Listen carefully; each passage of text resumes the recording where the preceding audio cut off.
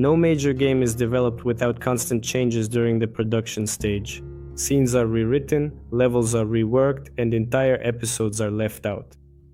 What becomes the consequence of removing certain episodes remains a mystery. The game The Last of Us Part 2 was no exception, and even gave players the opportunity to play through episodes that didn't make it into the final version of the game. There are a total of 3 lost episodes available, each of which could have significantly changed the game. In this video I will explain why these episodes were cut and what horrors we didn't get to see in the final version of the game.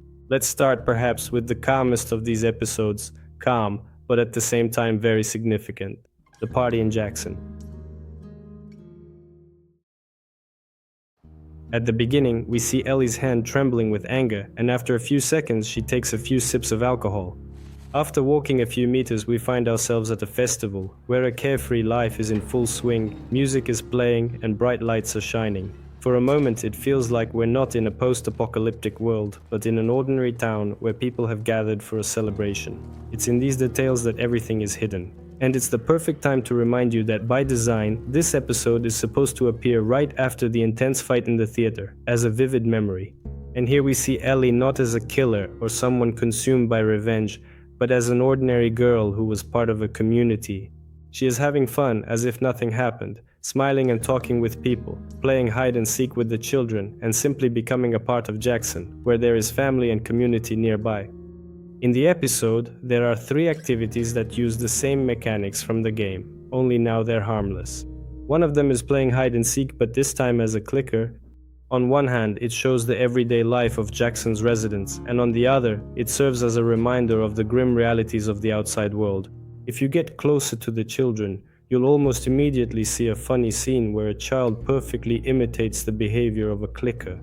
If you come closer, Ellie joins the game as the Seeker, and now she has to determine the children's locations by sound. This game is notable because the children in Jackson grow up in relative safety, but they know that the threat is always nearby.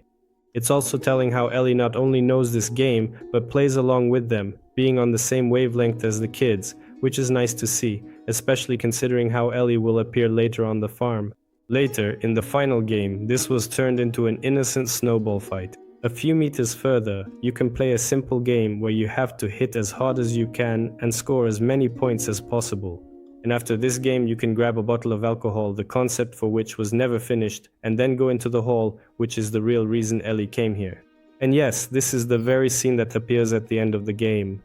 And the point of the episode is to show how Ellie gave up so much in her life when she began her bloody quest for revenge.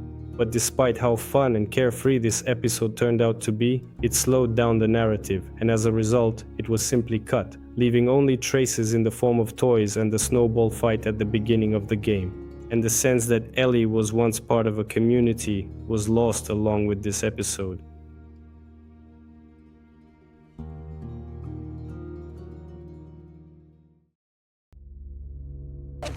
The episode begins exactly the same way as in the final version of the game, and in essence this isn't really an episode but rather a level of the game that was later completely changed. A strong current carries us into a modified version of Seattle's sewers. Right after crashing into the grate, your attention is drawn to a ledge you can climb up onto. After a few tries, jumping over the current, we finally manage to leap to the opposite side and look around. Right away you can spot a door, and upon entering it, you find yourself at a dead end.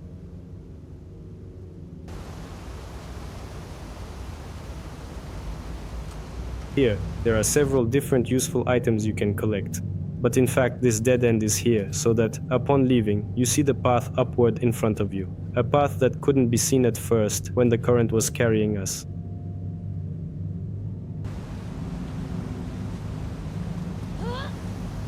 In the end, there are no other options left, and you have to jump into the pipe.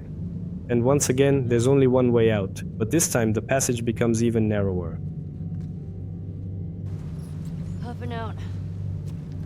Upon exiting, we're presented with a scene where there are once again 2 exits. And if you go to the right, you'll run into another dead end where you can also find some things.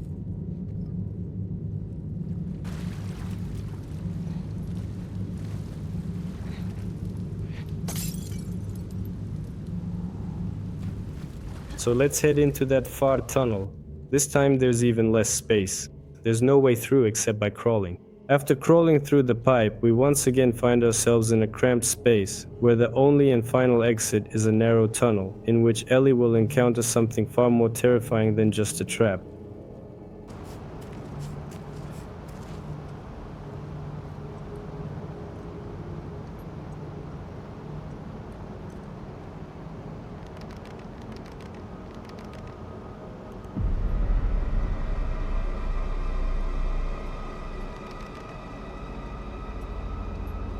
She will be overtaken by a hallucination. The distorted face of a clicker suddenly transforms into Joel's face, and it happens so abruptly and unexpectedly that especially sensitive people might have turned off the game. And this wasn't just for effect, but a reflection of Ellie's trauma, which haunts her throughout the entire game. The scene was considered too intense. The combination of claustrophobia, a jump scare, and dark symbolism could have overwhelmed sensitive players, so this part was cut entirely, and the idea was postponed until closer to the finale at the farm. Everything that follows in the sewers is almost identical to the final version of the game. So next, let's move on to the third episode.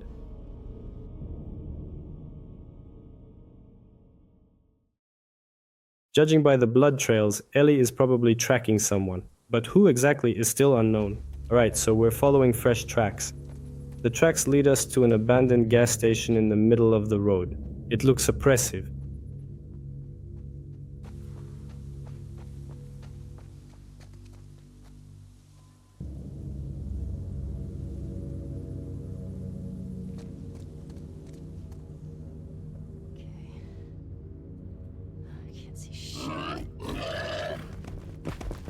Ellie was hunting a boar. It seems it decided to escape from us right here, into the dimly lit gas station.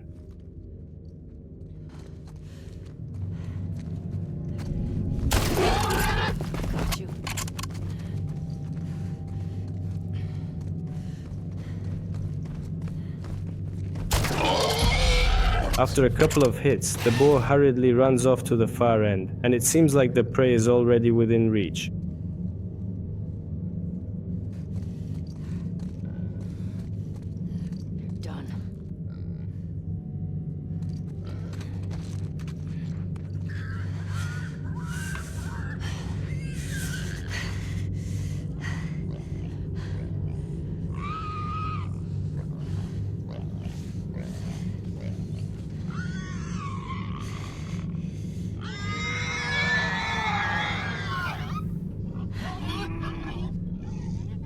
But the boar's screams start to eerily resemble Joel's cries. Moreover, the sounds are so piercing and unbearable that the pain resonates not just in your ears, but right in your head. It's just too much to bear.